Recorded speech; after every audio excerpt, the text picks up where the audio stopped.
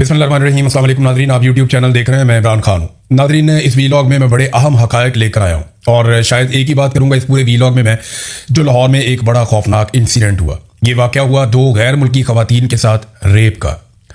अब अगर मैं हक़ाइक़ आपके सामने रखूँ और वो वीडियोज़ आप सुन लें जो उन दो ख़वातीन ने रिकॉर्ड करवाई हैं, तो आपके कानों से धुएँ निकल आएंगे। ये वाक़या कैसे हुआ, अभी काफ़ी चीज़ें मुझे पता चली हैं। और यानी जिस तरह पंजाब हुकूमत इस वक्त कोशिश कर रही है ना इस मामले पर मट्टी डालने के लिए, जितना वो जोर लगा रहे हैं आप सोच भी नहीं सकते। और कितने ताकतवर लोग इसमें मुलव्वस हैं, आपको अगर अंदाजा हो जाए तो आपको घेन आना शुरू हो जाए, खास तौर पे शरीफ खानदान से जो गंद इन्होंने मारा है गुज़िश्ता 2 दिनों में। कहानी तो ये पहले से चल रही थी। ये ख़वातीन आती हैं, और ये क्यों आती हैं? वो इसलिए कि ये सिंगापुर में मौजूद थी, वहाँ पे इनकी गुरदार से मुलाकात हुई थी। ये ख़वातीन सरमायाकारी में दिलचस्पी भी रखती थी और काम शाम करती रहती थी। तो इन्हें एक बड़ी कंपनी, जी क्रिप्टो कंपनी है, उसके अंदर हम आपकी इन्वेस्टमेंट करवा देंगे और ये होगा तो वो होगा। तो रज़ा डार ने इन ख़वातीन को घेरी डाली और उसके बाद इन ख़वातीन के वीज़े लगवाए गए। इसहाक डार का दफ्तर इस्तेमाल हुआ वीज़े लगाने के लिए, ये भी मैं आपको बता देता हूँ, क्योंकि रज़ा डार इसहाक डार का नवासा है और इसहाक डार वज़ीर ख़ारजा है पाकिस्तान का। और वीज़े फराहम करने के लिए बड़ी आसानी पैदा हो जाती है अगर एक वज़ीर के दफ्तर को आप इस्तेमाल करें। तो रज़ा डार ने इन दो ख़वातीन के वीज़े अरेंज किए, लेकिन इससे पहले इन दो ख़वातीन को इंस्टाग्राम के एक अकाउंट के जरिए से मुतासिर किया गया। उस अकाउंट पे रज़ा डार, अली डार और बहुत सारे और लोगों की फोटोएं इनको ख़वातीन को दिखा के तो इनको कायल किया गया। देखें जनाब, और साबिक़ वज़ीर आज़म की फ़ोटोज़ भी, ये देखें हमारे कितने ताल्लुकात हैं, हम एक गवर्नमेंट, हमारा जनाब मासिका चलता है, हम बड़े मजबूत हैं, आप आएँ आपको पता चल जाएगा, आप आगे शशके देखें। यही होता है ना कि आप आएंगे आपको बहुत प्रोटोकॉल मिलेगा, आप बहुत इंजॉय करेंगे, आपको बड़ा मजा आएगा और साथ में आप सरमायाकारी करेंगे तो आपको बड़ा मुनाफा भी मिलेगा। वो ख़वातीन थी, उन्होंने कहा ठीक है चलते हैं, मुनाफा मिल रहा है। और टिकट भी हो गए उनके, बाकायदा बुक करवाए गए, उन्हें जनाब वीज़े भी दिलवाए गए। फिर जब वो इस्लामाबाद एयरपोर्ट पे पहुंची तो उन्हें प्रोटोकॉल मिला और रज़ा डार ने सिक्योरिटी गार्ड्स, बाकायदा आगे पीछे गाड़ियां, पूरा प्रोटोकॉल। फिर उनको इस्लामाबाद के एक बड़े होटल के अंदर रखा गया, फिर उन्हें नतिया गली भी ले जाया गया इन ख़वातीन को, और उसके बाद उन्हें लाहौर लाया गया। लाहौर में इन ख़वातीन को DHA लाहौर में एक घर के अंदर पहुंचा दिया गया, काफ़ी बड़ा घर है, तो घर के अंदर पहुंचा दिया गया और वहां पे इनको जरगमाल बना लिया गया। अब जो ख़वातीन की कहानी है ना, वो जिन लोगों ने सुनी है वो कहते हैं जी हमारे आंसू नहीं रुक रहे जब हम सुनते हैं, तो हमें इतनी तकलीफ होती है। ये दो ख़वातीन है, एक का ताल्लुक नीदरलैंड से और एक का ताल्लुक वेनेज़ुएला से है। और जो इन बेशर्मों ने, बेगैरतों ने जो वेनेज़ुएला वाली खातून के साथ किया है वो एक्सप्लेनेबल ही नहीं है, मैं बता ही नहीं सकता आपको। यानी गंद मारो तो इतना मारो कि उसको कोई बयान भी ना कर सके। यानी इन्होंने उस लेवल की गंदगी की जिसको यहां मैं सोशल मीडिया पे बयान भी नहीं कर सकता। मेरी फैमिली सुनती है मेरे वीलॉग को, और इतनी बड़ी फैमिली है, इसमें 6 मिलियन से ज़्यादा लोग तो आप हैं, और मेरे अपने घर वाले भी सुनते हैं, तो मैं एहतियात से बात करूंगा। इन्होंने बड़ी ज़्यादती की उन ख़वातीन के साथ, बड़ा जुल्म किया। वो दोनों ख़वातीन जो हैं वो अपने घर वालों से राब्ते में भी थी, जब वो निकली उस कंट्री से तब भी राब्ते में थी, जब पाकिस्तान पहुंची वो तब भी राब्ते में थी। और दूसरा, उनके कुछ उसूल थे कि वो लाइव लोकेशन जो है वो अपनी फैमिली के साथ शेयर करती थी अपनी, ये ख़वातीन। और दूसरा, जो एक खातून नीदरलैंड की रहने वाली है, वैसे तो ये स्पेन में रहती हैं, रिहाइश तो इन्होंने वहां पे रखी हुई है, लेकिन जो नीदरलैंड की खातून है उसने कोड भी रखा हुआ था डच जबान के अंदर। नीदरलैंड और जर्मनी साथ साथ है, तो वहां पर डच जबान बहुत बड़ी पैमाने पर लोग वहां बोलते हैं। तो डच जबान के अंदर उसने एक कोड रखा हुआ था कि अगर कभी मैं खतरे में हुई या कोई प्रॉब्लम हुआ तो जब मैं आपसे बात करूंगी तो मैं ये कोड बोलूंगी, तो उससे आप समझ जाइएगा कि मैं ठीक नहीं हूं। अब इन ख़वातीन को वहां पे रखा गया, इनके ऊपर बदतरीन तशद्दुद किया गया, शीशे के साथ इनके साथ तशद्दुद किया गया, फिर इनके साथ जिनसी तौर पे ज़बरदस्ती बहुत जुल्म किया गया, ज़्यादती की गई दोनों ख़वातीन के साथ, और मुतअद्दिद मरतबा इन लोगों ने जुल्म किया। और यानी FIR में कुछ भी नहीं है। FIR को अगर आप पढ़े ना तो FIR में 2 नंबरी है, और वो 2 नंबरी ऐसा लगता है कि पुलिस ने जानबूझकर 2 नंबरी की है। FIR पे आने से पहले मैं आपको बताता हूं, इन ख़वातीन ने जब अपनी फैमिली को बताया तो वहां से मामला एम्बेसी तक गया और बात खुल गई, रोला पड़ गया। जो लाइव लोकेशन थी वो भी उन्होंने शेयर कर दी, 15 मुतहर्रिक हो गई। पुलिस को कहा गया जनाब पकड़ो, रोला शोला पड़ गया, सारे इदारे मुतहर्रिक हो गए और फिर जनाब छापा मार के ख़वातीन को वहां से बाजियाब करवाया गया। जब पुलिस ख़वातीन के पास पहुंचती है तो ख़वातीन तो पुलिस ही देख रही थी गुज़िश्ता चंद दिनों से, यानी जहां ये जाते थे प्रोटोकॉल मिलता था, सिक्योरिटी गार्ड होते थे, बंदे होते थे आगे पीछे, तो उन्हें पुलिस पे भी यकीन नहीं आया। उन्हें लगा ये भी सारी जालसाजी है, इनके अपने लोग आए, डरी हुई थी बहुत ज्यादा। फिर पुलिस ने उन्हें बताया कि जनाब आपकी फैमिली का ये नाम है, ये वाला कोड आपने बोला था, ये सूरत हाल है, लिहाजा आप हम पे भरोसा करें, हम आपको आगे, हमने आपको बाजियाब करवा लिया, आप कानून के महफूज हाथों में। फिर ये ख़वातीन ने रोना पीटना शुरू कर दिया। इन ख़वातीन को वो फिर लेकर चले गए अपने साथ पुलिस वाले। फिर इन दोनों ख़वातीन ने वीडियो बयानात रिकॉर्ड करवाए एक खातून जो है उसका जो बयान है वीडियो वाला, वेनेजुएला वाली जो खातून है उसका 1 घंटे और 6 मिनट का बयान है। जो दूसरी खातून है नीदरलैंड वाली, उसका जो बयान है वो 1 घंटे और 7 मिनट का बयान है। यानी 2.25 घंटे के बयानात इन दो खवातीन ने वीडियो के ऊपर रिकॉर्ड करवाए। और जब ये बयान रिकॉर्ड करवा रही थी तो दोनों खवातीन ज़ारों कतार रो रही थी, इनके साथ जितना बड़ा जुल्म हुआ है। अब वो बातें जो इन्होंने वीडियो बयान में की मैं आपको नहीं सुना सकता, लेकिन मैं चले आपको मिसाल देता हूं। अगर आप बेहतरीन इंसानी हकूक के अलमबरदार है ना, और आप ये कहते हैं कि मावराए अदालत कत्ल नहीं होना चाहिए, और आप ये कहते हैं कि किसी भी इंसान को अदालत से बाहर मार देना बहुत बड़ा जुर्म है और आप उसके मुखालिफ हैं, और आप ये कहते हैं कि सीसीडी जो भी कर रही है वो इंतहाई गलत कदम है, वो नहीं उठाना चाहिए, तो अगर आप वो वेनेजुएला वाली खातून की वीडियो सुन लेना तो आप सीसीडी के दफ्तर के बाहर जाके हाथ जोड़ लेंगे कि इनको जान से मार दो और हमारे सामने मार दो। यानी ऐसा जुल्म तो फिल्मों में भी नहीं दिखाते जैसा जुल्म इनके साथ हो गया। मैं आपको फिर बता रहा हूं कि अगर आप बेहतरीन इंसान हैं और आप कानून और इंसाफ के मुताबिक चलने वाले बंदे, और आप कहते हैं कभी भी मावराए अदालत कोई काम नहीं होना चाहिए, अगर आप ये वेनेजुएला वाली खातून की वीडियो सुन लें तो आप जाएंगे और आप सीटीडी के दफ्तर के बाहर खड़े होकर उनको हाथ जोड़ के कहेंगे कि आप इनको फुल फ्राई कर दें, या आप इनके नेफे में पिस्तौलें तो फौरन चलाएं। ये आप करेंगे, मैं आपको शर्तिया कह रहा हूं जो हो रहा। अब नाज़रीन, ये खवातीन जो है इनकी फैमिली के साथ इनका राब्ता करवाया गया। ये लोग तावान भी मांग रहे थे, ज्यादती भी कर रहे थे, जबर भी कर रहे थे, तशद्दुद भी कर रहे थे। तो खवातीन ने जो मुकदमा दर्ज किया ना, मुकदमे में 2 चीजें बड़ी अजीबोगरीब की गई, और उसके अंदर जो है ना वो एक डीआईजी कामरान साहब का नाम लिया जाता है कि डीआईजी कामरान फैसल साहब, ये नून लीग के बहुत करीब हैं, नवाज शरीफ के, शहबाज शरीफ के बहुत करीब हैं, बड़े खास लोगों में से हैं शरीफ खानदान के। तो जो कामरान फैसल साहब हैं उनके बारे में ये एलिगेशन मुझे मल्टीपल सोर्सेज ने बताया कि उन्होंने एफआईआर में झोल छुड़वाए हैं। और एक और बड़ी अजीबोगरीब हरकत की, एक एसएचओ को भिजवा दिया आधी रात को कि जाके जज को उठाओ, खवातीन का फटाफट दफा 164 का बयान ले और खवातीन को हम निकालें इस मुल्क में से, क्योंकि एम्बेसी का दबाव भी आ रहा था कि जितनी जल्दी होता है खवातीन को पाकिस्तान से बाहर निकालें। अब जनाब वो एसएचओ उठता है, वो मुंह उठा के सीधा फरहाद जो है वो पहुंच जाता है जज साहब के अपार्टमेंट में। वो अपनी फैमिली के साथ अंदर सो रहे हैं। ये रात को ही 1:30-2 बजे के बीच में ये एसएचओ वहां पहुंचता है, दरवाजा खटखटाता है और जज साहब को देख के पहचानता भी है। वो स्लीपिंग ड्रेस में बेचारे, आपको निकर पहनी होगी या कुछ और पहनना होगा या धोती पहनी होगी, जज साहब जैसे भी थे। इन्होंने जाके वहां पे रोला डाल दिया, जज साहब चले जी चले, कपड़े पहने, डीआईजी से बात करें, आप चले बयान करवाने। जज साहब को गुस्सा चढ़ गया। जज साहब ने सुबह आके अदालत में पहुंचे जब सुबह, तो जजों ने हड़ताल कर दी, मजिस्ट्रेट्स ने।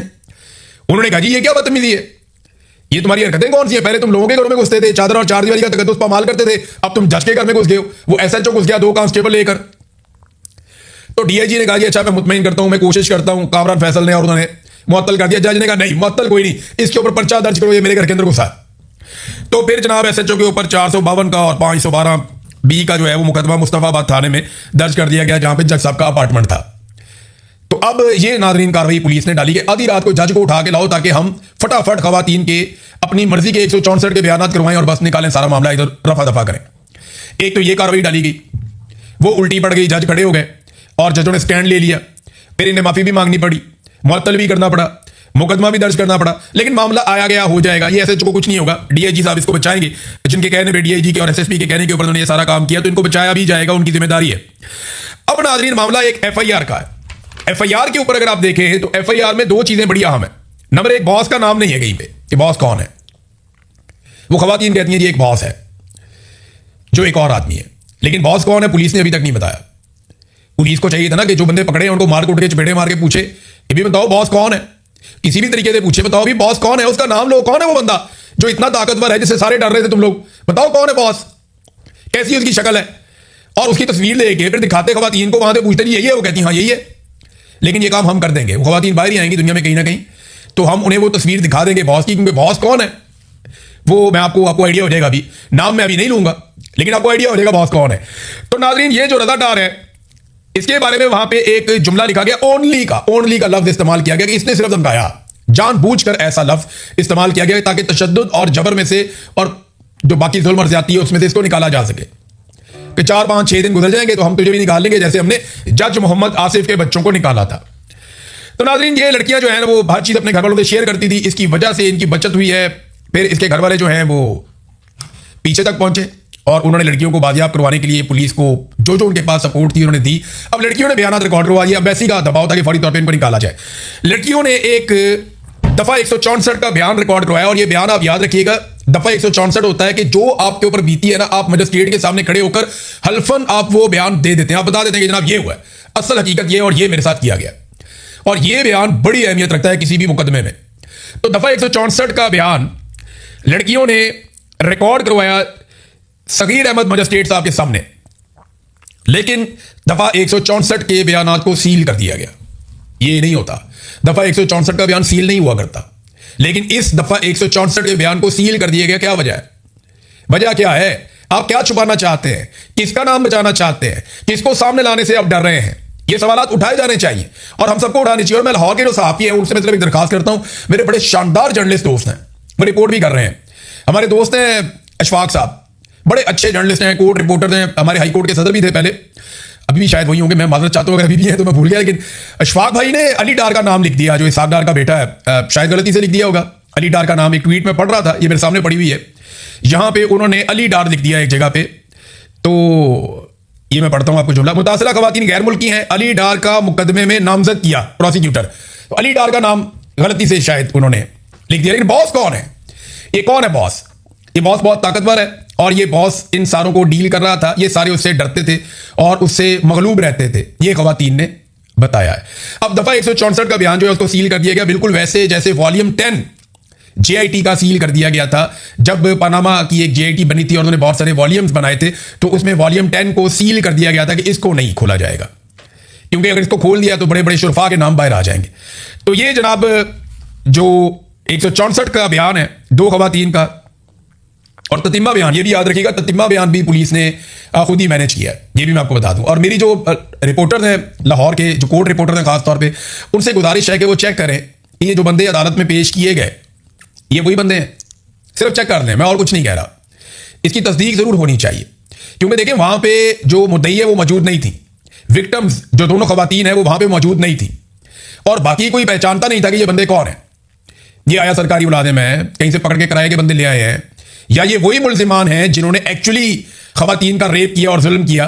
देखिए रजा का तो अब सबको पता है ना, क्योंकि उसका नाम सामने आ गया, बाहर निकल कर आ गया, और रजा की गिरफ्तारी भी बड़े जबरदस्त तरीके से हुई है। रजा की गिरफ्तारी के लिए ये एक एएसपी है जिसको भेजा गया, और ये एएसपी फजलुर रहमान साफी, इसको जनाब हुक्म दिया गया कि अगर आपने रजा को गिरफ्तार करना है तो सादे कपड़ों में जाना, कोई डाले शाले नहीं जाएंगे, कोई पुलिस की नफरी नहीं जाएगी, खामोशी से आओ और लड़के को लेकर चले जाओ। और एक और इंफॉर्मेशन मेरे पास ये है कि रात 2 बजे के आसपास जब रजा को गिरफ्तार करके लाया गया पुलिस स्टेशन में, तो रात 2 बजे के आसपास रजा पुलिस स्टेशन में मौजूद नहीं था, या कम से कम लॉकअप्स के अंदर मौजूद नहीं था। अगर पुलिस को लगता है वो वहां पे था तो फुटेज जारी करें, दिखाएं हमें कि वो कहां पे था और किस तरह उसको रखा। तो रजा को फुल प्रोटोकॉल दिया जा रहा है, उसको इंतहाई जबरदस्त तरीके से रखा जा रहा है, उसको मुजरिमों में नहीं रखा जा रहा, क्योंकि देखिए लोड शेडिंग बहुत हो रही है लाहौर में, तो लॉकअप के अंदर बंद लोग तो उबल रहे हैं बेचारे, उनकी बुरी हालत है। तो अब रजा को तो नहीं ना, रजा डार कोई साग डार का नवासा हो तो उसको तो नहीं ना इस तरह रख सकते जैसे आम मुजरिमों को रखते हैं, और बॉस का नाम भी बाहर नहीं ला सकते जैसा कि आम मुजरिमों को लेकर आते हैं। क्योंकि साबिक वज़ीर आज़म के साथ जुड़ी हुई है तस्वीरें, उन खवातीन ने अपने बयान के अंदर बताया कि एक्स प्राइम मिनिस्टर ने हमें दिखाया, हमें इन्होंने दिखाया कि इतने बड़े बड़े लोगों के साथ इनके ताल्लुकात हैं। इस बुनियाद पर इन्होंने कहा जी आप आ जाएं, बड़ी अच्छी सरमायाकारी है, बहुत मुनाफा आप कमाएंगे, आए बहुत बड़ी कंपनी है, क्रिप्टो में आके इन्वेस्ट करें। यहां पे बड़े बड़े लोगों के नाम लिया, इलोन मस्क का नाम ले लिया पकड़ के। तो वो खवातीन ने वो हर चीज वहां पे बयान की है, लेकिन तमाम चीजों को छुपाया जा रहा है। एक तो एफआईआर के अंदर बहुत ज्यादा झोल छोड़ा गया, दूसरा याद रखिएगा कि जो 164 वाले बयान हैं उनको सील कर दिया गया, तीसरा ये जो बंदे अदालत के अंदर पेश किए गए हैं इनकी शनाख्त के ऊपर मैं सवालिया निशान उठा रहा हूं। और हमारे जो जर्नलिस्ट दोस्त हैं, क्योंकि देखें ना शनाख्त तो बता ही नहीं रहे, नाम लेना, बताएं कौन बंदा है, कहां का रहने वाला है, उसका आगा पीछा क्या है, वो क्या काम करता है, ऐसा तो कुछ नहीं बता रहे। सिर्फ एक बंदे के बारे में मालूमात वापस आई है। तो ये बाकी लोग कितने बाअसर हैं और ये बाकी लोग इसमें क्या कर रहे हैं, इसमें जो है ना वो मामला 2 ऑफिसर की तरफ जाता है। एक फैसल कामरान, क्या वो इंसाफ होने देंगे? दूसरा ज़ीशान रजा जो इन्वेस्टिगेशन के ऑफिसर है, लाहौर को कंट्रोल करते हैं। तो ज़ीशान रजा साहब और फैसल कामरान, इन 2 लोगों ने इंसाफ होने देना है या नहीं होने देना, इस पे चीजें डिपेंड करती हैं। ये एक तस्वीर बाहर आई है लड़कों की, इनके मास्क उतरवाए गए अदालत में, और ये तस्वीर भी अदालत के अंदर से किसी सहाफी ने नहीं खींची, किसी पुलिस वाले ने नहीं खींची। मुझे खुशी है कि जुडिशरी में इतनी जान तो बाकी है कि वो कम से कम चीजों को एक्सपोज करना चाहते हैं। तो ये जो मुल्जिमान जिनकी तस्वीरें आई हैं, ये तस्वीरें और बॉस की तस्वीर इन खवातीन को जरूर दिखाई जाएगी और इनसे पूछा जाएगा कि पहचानिए कि क्या यही वो लोग हैं, और जैसे ही कंफर्मेशन आएगी तो आपको लग पता जाएगा ये कितना बड़ा जुर्म और जुल्म हुआ है और कौन लोग इसके पीछे हैं। एक और चीज नाज़रीन मैं आपको बताता हूं, ये आप देखें मरियम नवाज का स्टेटमेंट पढ़ के ना तो मैं भी परेशान हो गया था कि काना जैसे वाकयात होते हैं तो मुझे रात को नींद नहीं आती। काना में एक गरीब आदमी था, उसको रेडी नहीं दी मरियम नवाज की हुकूमत ने, और वो बहुत ही गरीब था, उसकी छत कच्ची थी, उसकी बीवी बच्चों को ट्यूशन पढ़ाती थी, छत गिर गई, बीवी भी जख्मी हो गई, बच्चे फौत हो गए। बहुत अफसोसनाक और तकलीफ दे वाकया है। मरियम नवाज को नींद नहीं आती, जिम्मेदार कौन है? अभी आज 40 लोग जोब रोड के ऊपर पूरी बस गिरी है, उसमें 40 लोग जहां बहक हो गए, सफर करने के लिए जा रहे थे 40 लोग, जोब रोड बलूचिस्तान। हुकूमती नाअहली है ना, दूसरे वाक़े में भी हुकूमती नाअहली है, लेकिन जो असल जुल्म और जबर हुआ लाहौर के अंदर, उस पर मोहतरमा को नींद आ जाती है, उस पर ना कोई स्टेटमेंट ना कोई बातचीत। सीसीडी से मैं पूछना चाहता हूं कि यार तुम लोग तो नेफे में पिस्तौल लेके फिरते हो, यानी सीसीडी का पिस्तौल गरीब के नेफे में ही चलता है, कमजोर के नेफे में ही चलता है। ताकतवर मुजरिम आ जाएगा तो सीसीडी का पिस्तौल जो है वो वहां पे नहीं चल सकता ताकतवर के नेफे में, वहां पे तुमसे फुल फ्राई या हाफ फ्राई नहीं होता ना। गरीब आदमी है चाहे मुजरिम है तो वहां पे आप लोग कर देते हैं कार्रवाई अपने नंबर पूरे करने के लिए, लेकिन जहां अमीर आदमी आ जाता है वहां पे तुम लोग बन जाते हो चापलूस। तो नाज़रीन मेरी ये गुजारिश है, ये कोई पाकिस्तान की शक्ल या पाकिस्तान का असल चेहरा नहीं है।